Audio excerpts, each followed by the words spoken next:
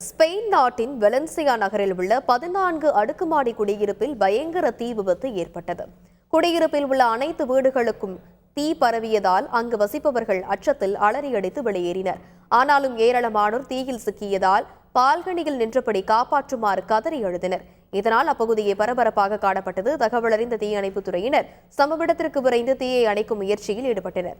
தீ விபத்துக்கான காரணம் மற்றும் சேத விவரங்கள் குறித்து போலீசார் விசாரணை நடத்தி வருகின்றனர்.